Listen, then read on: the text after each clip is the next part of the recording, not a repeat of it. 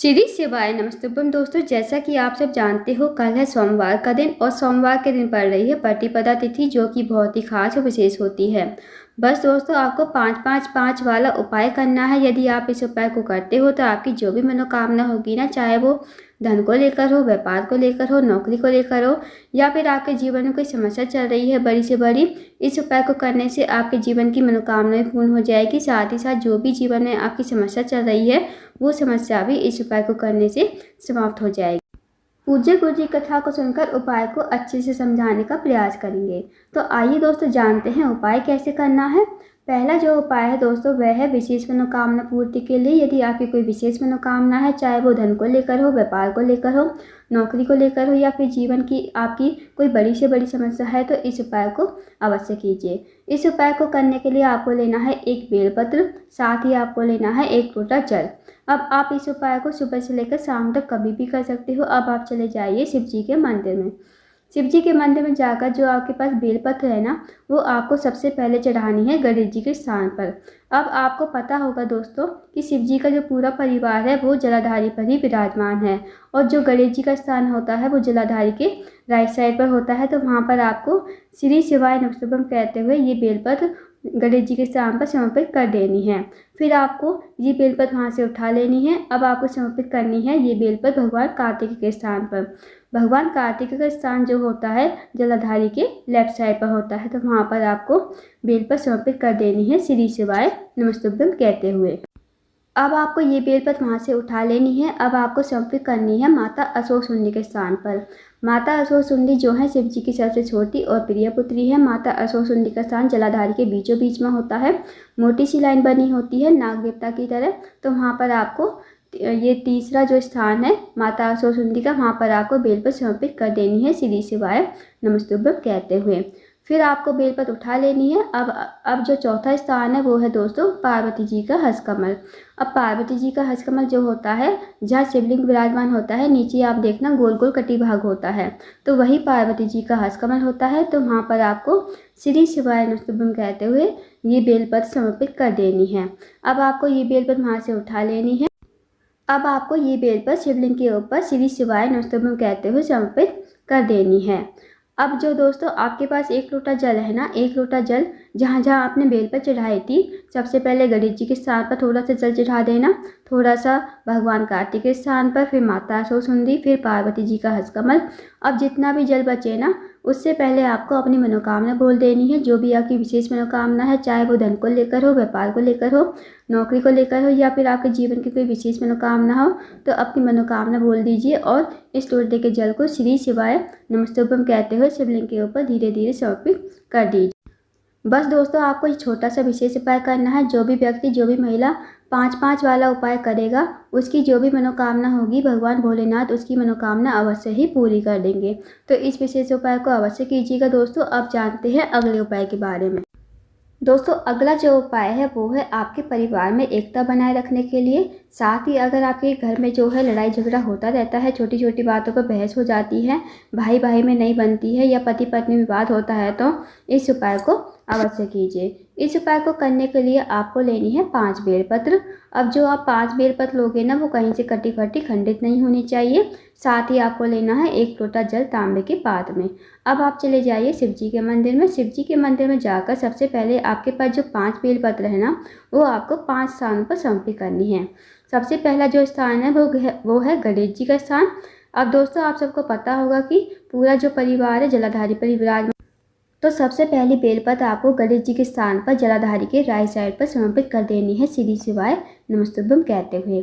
अब जो दूसरी बेलपत्र है वो आपको समर्पित करनी है भगवान कार्तिक के स्थान पर श्री शिवाय नमस्तुभ्यम कहते हुए। जलाधारी के लेफ्ट साइड पर भगवान कार्तिक का स्थान होता है, तो वहाँ पर आपको दूसरी बेलपत्र समर्पित कर देनी है। अब जो तीसरी बेलपत्र आपको समर्पित करनी है वो है माता अशोक सुंदी का स्थान। माता अशोक सुंदी का स्थान जो होता है जलाधारी के बीचों बीच में होता है, तो वहाँ पर आपको तीसरी बेलपत्र समर्पित कर देनी है। अब जो चौथा स्थान है वो है दोस्तों जो शिवलिंग होता है ना, शिवलिंग के ऊपर आपने देखा होगा एक पात्र टंगा होता है जिससे बूंद बूंद पानी टपकता रहता है। तो उस पात्र में जो है शिव जी की 5 बेटियां विराजमान होती हैं, जया, विशरा, सामनी वाली, दौतली और देव। तो आपको उन 5 बेटियों का स्मरण करते हुए आपको ये जो चौथी बेलपत्र है ऊपर टंगे पात्र के अंदर ही डाल देनी है। अब जो आपके पास 5 ही बेलपत्र है वो आपको समर्पित करनी है पार्वती जी के हस्तकमल पर। पार्वती जी का हस्तकमल जो होता है दोस्तों, जहाँ शिवलिंग विराजमान होता है, नीचे आपने देखा होगा गोल गोल कटी भाग होता है, तो वो पार्वती जी का हस्तकमल होता है। तो वहाँ पर आपको 5 ही बेल पर समर्पित कर देनी है श्री शिवाय नमस्तुभ्यम कहते हुए। दोस्तों इस बात का ध्यान रखना कि आपको शिवलिंग के ऊपर एक भी बेल पर समर्पित नहीं करनी है। अब जो आपके पास 1 लोटा जल है ना, 1 लोटा जल आपको श्री शिवाय नमस्तुभ्यम कहते हुए शिवलिंग के ऊपर समर्पित कर देना है। बस आपको ये छोटा सा विशेष उपाय करना है। इस उपाय को यदि आप करते हो तो आपके घर परिवार में कभी लड़ाई झगड़ा नहीं होगा और आपके परिवार में हमेशा एकता बनी रहेगी। तो इस उपाय को अवश्य कीजिएगा सोमवार के दिन। अब जानते हैं दोस्तों अगले उपाय के बारे में। दोस्तों अगला जो उपाय है वो भी बहुत ही विशेष एंड खास है। ये वाला उपाय भी मनोकामना पूर्ति के लिए। आपने कई प्रकार के व्रत नियम उपाय कर लिए, पशुपति के व्रत कर लिए, फिर भी आपकी जो इच्छा है पूर्ण नहीं हुई, तो इस उपाय को भी करके देखिएगा सोमवार के दिन। आपको क्या करना, आपको लेना है सबसे पहले 1 लोटा जल तांबे के पात्र में, साथ ही आपको लेनी है 5 काली मिर्च और 5 आपको लेने हैं हरे मूंग के दाने। अब जो आप हरे मूंग के दाने लोगे ना वो कहीं से खंडित नहीं होने चाहिए, इस बात का ध्यान रखना। अब जो आपने 5 हरे मूंग के दाने और 5 काली मिर्च ली है वो आपको लोटे के जल में ही डाल देना है। अब आपको चले जाना है शिव जी के मंदिर में। शिव जी के मंदिर में जाकर आपको सबसे पहले नंदी बाबा के पास पहुंचकर आपको देखना है जो नंदी बाबा का उठा हुआ पैर होता है ना दोस्तों, आपको थोड़ा सा जल जो है श्री शिवाय नमस्तुभ्यम कहते हुए नंदी बाबा के उठे हुए पैर पर समर्पित कर देना है। थोड़ा सा जल आपको बचाना है। अब आपको जाना है शिवलिंग के पास। शिवलिंग के पास पहुंचकर आपको आपके पास जो जितना भी जल बचा है ना वो आपको 5 स्थान पर समर्पित करना है। सबसे पहला जो स्थान है वो है गणेश जी का स्थान, फिर भगवान कार्तिकेय, फिर माता सुरसुंदी, फिर पार्वती जी का हस्तकमल, और जो भी जल बचेगा वो आपको शिवलिंग के ऊपर श्री शिवाय नमस्तुभ्यम कहते हुए समर्पित कर देना है। दोस्तों इस उपाय को करने से भी आपकी जो भी मनोकामना होगी ना वो अवश्य ही पूर्ण हो जाएगी। तो इस उपाय को भी करके देखिएगा, बहुत ही अचूक और विशेष उपाय है। अब जानते हैं अगले उपाय के बारे में। दोस्तों अगला जो उपाय है वो है इच्छा पूर्ति के लिए। साथ ही साथ अगर आपके घर में कोई व्यक्ति काफ़ी दिनों से बीमार है, उसकी जो बीमारी है दूर होने का नाम नहीं ले रही है, तो इस उपाय को अवश्य कीजिए। इस उपाय को करने के लिए सबसे पहले आपको लेना है 1 लोटा जल तांबे के पात्र में, साथ ही आपको लेने हैं 2 समी के पत्ते, 1 बेलपत्र आपको लेना है, साथ ही आपको लेना है 1 चुटकी चावल। अब आप चले जाइए शिव जी के मंदिर में। शिव जी के मंदिर में जाकर सबसे पहले जो आपके पास 1 चुटकी चावल है वो आपको शिवलिंग के ऊपर ही समर्पित कर देने हैं श्री शिवाय नमस्तुभ्यम कहते हुए। अब जो आपके पास 2 समी पत्र है ना, उनमें से पहला समी पत्र आपको चढ़ाना है पार्वती जी के हस्तकमल पर। पार्वती जी का हस्तकमल जो होता है, शिवलिंग जहाँ विराजमान होता है नीचे गोल कटी भाग होता है, तो वही पार्वती जी का हस्तकमल होता है। तो वहाँ पर आपको पहला समीपत आपको समर्पित कर देना है श्री शिवाय नमस्तुभ्यम कहते हुए। अब जो आपके पास दूसरा समीपत्र है वो आपको समर्पित करना है जहाँ से जल नीचे गिरने ही वाला होता है ना दोस्तों। जब हम शिवलिंग पर जल चढ़ाते हैं तो जल जो नीचे बहकर गिरता है, तो जलाधारी के एंड कोने पर आपको दूसरा समीपत समर्पित कर देना है श्री शिवाय नमस्तुभ्यम कहते हुए।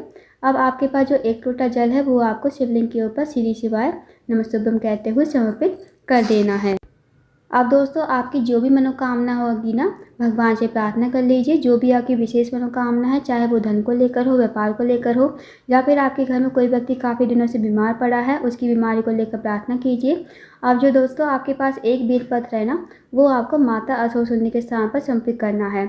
माता असुरसुंदी का स्थान जलाधारी के बीचों बीच में होता है, तो वहाँ पर आपको ये बेलपत्र समर्पित कर देनी है। और बेलपत्र की जो डंडी का मुख होगा ना वो जलाधारी की तरफ होना चाहिए, जहाँ से जल नीचे बहकर गिरता है। इस तरह आपको बेलपत्र समर्पित करनी है, और आपको बस दोस्तों इस बेलपत्र को समर्पित करके चुपचाप अपने घर पर चले आना है, पीछे मुड़कर नहीं देखना है। इस उपाय को भी करके देखिएगा, जो भी आपकी मनोकामना होगी पूरी हो जाएगी। साथ ही साथ आपके घर में जो भी व्यक्ति बीमार होगा उसकी बीमारी दूर हो जाएगी। तो इस विशेष उपाय को अवश्य कीजिएगा दोस्तों, बहुत ही अचूक विशेष उपाय है।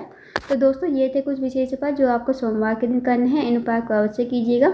अगर आपको जानकारी पसंद आई हो, वीडियो को लाइक करना, शेयर करना, चैनल को जरूर सब्सक्राइब करना, कमेंट बॉक्स में श्री शिवाय नमस्तुभ्यम हर हर महादेव जरूर लिखना।